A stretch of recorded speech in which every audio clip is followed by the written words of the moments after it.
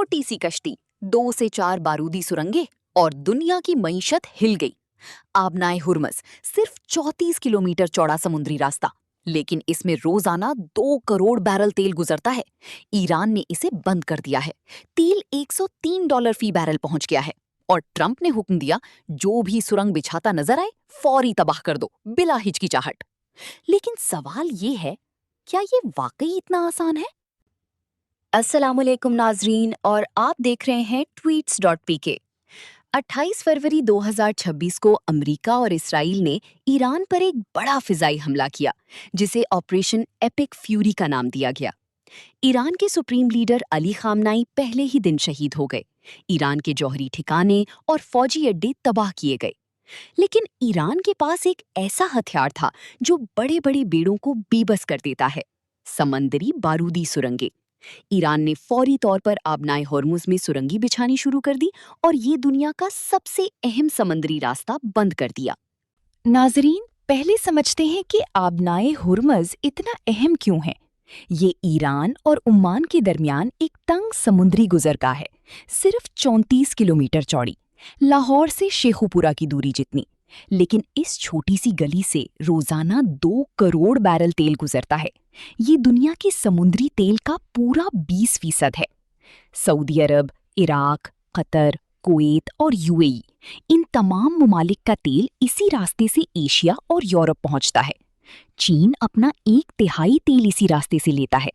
Japan और जनूबी Korea का 80% से ज्यादा तेल यहाँ से आता है। और पाकिस्तान की तवानाई जरूरियात का बड़ा हिस्सा भी खलीजी तेल पर मुनहसिर है, जो इसी रास्ते से आता है। अब आते हैं सबसे अहम सवाल पर, ये समुद्री बारूदी सुरंगें क्या होती हैं?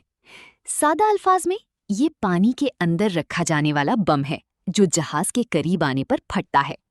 मकसद, दुश्मन के जहाज तबाह करना या उन्हें किसी रास्ते से गुजरने से रोकना। ये टेक्नोलॉजी कोई नई नहीं है। चीन ने 14वीं सदी में, यानी आज से 700 साल पहले, पहली बार कज़ाकों के खिलाफ इसका इस्तेमाल किया। अमेरिका में पहली बार आज़ादी की जंग के दौरान बारूद से भरे ड्रम समुंदर में छोड़े जाते थे, जो दुश्मन के जहाज से टकराने पर फट जाते थे। इसके बाद दुनिया की तकरीबन हर बड़ी बहरी जंग में इनका इस्तेमाल हुआ।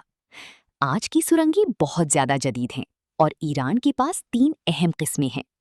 नंबर 1, कॉन्टैक्ट माइन, पहली जंग अजीम से चली आ रही है। समुंदर की तह में लंगर से बंधी होती है, जहाज टकराए तो फटती है।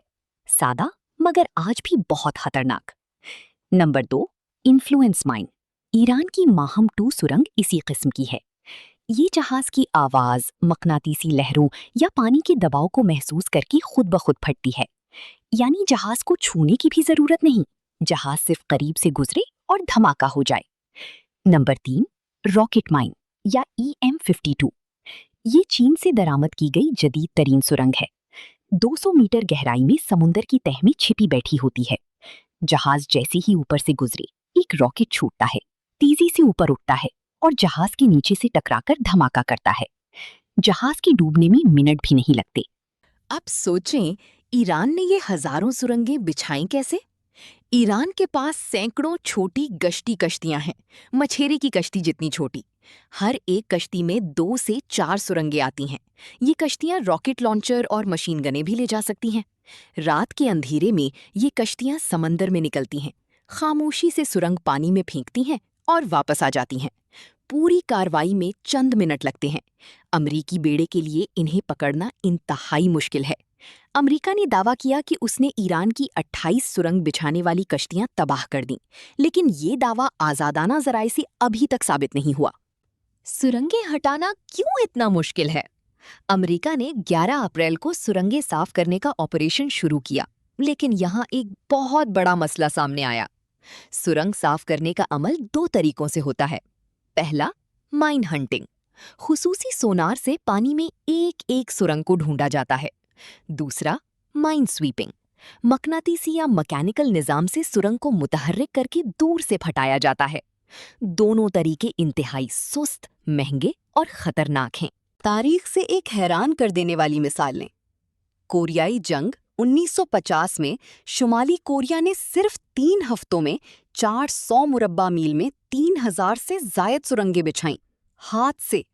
امریکہ اور جاپان کے 22 مائن صفائی جہازوں کو صرف 225 سرنگیں صاف کرنے میں 15 دن لگے، اور دوسری جنگ عظیم کی سرنگیں آج بھی بحر اوقیانوس اور بحر الکاہل میں موجود ہیں، 80 سال بعد بھی۔ تو ناظرین، آج ہم نے دیکھا کہ ایران نے ایک سستا مگر انتہائی مؤثر ہتھیار استعمال کیا ہے۔ $1500 کی ایک سرنگ اور دنیا کی معیشت ہل گئی۔ امریکہ کے پاس تکنیکی طاقت ہے، لیکن اس کے اپنے مائن صفائی جہاز اور ہیلی کاپٹر ریٹائر ہو چکے ہیں۔ ایران کے پاس ہزاروں سرنگیں ہیں۔ یہ جنگ میزائلوں اور جہازوں کی نہیں، یہ وقت، صبر اور نفسیاتی دباؤ کی جنگ ہے۔ ہر ہفتہ جو یہ راستہ بند رہے گا، ایران کی حکمت عملی کام کرتی رہے گی، اور ہر گزرتا دن پوری دنیا کی معیشت پر مشکل ثابت ہوگا۔ کمنٹ میں بتائیں، آپ کے خیال میں کیا یہ آبنائے ہرمز جلد کھلے گی؟